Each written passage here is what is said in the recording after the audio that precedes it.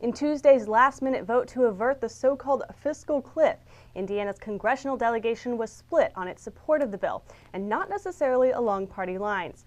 As WTIU's Dan Goldblatt reports, there were 2 yeas, 6 nays, and 1 abstention.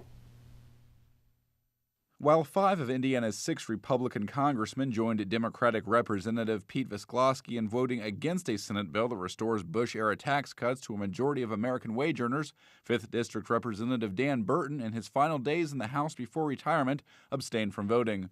Congressman Todd Young, who voted against the bill, says it does not do enough to reduce the budget deficit. I was deeply disappointed with the bill that passed the Senate and did pass the House, because it not only fails to include significant spending restraint, but instead extends spending. 4th District Republican Todd Rokita also voted against the bill and says Social Security, Medicare, and Medicaid are driving the nation's growing debt.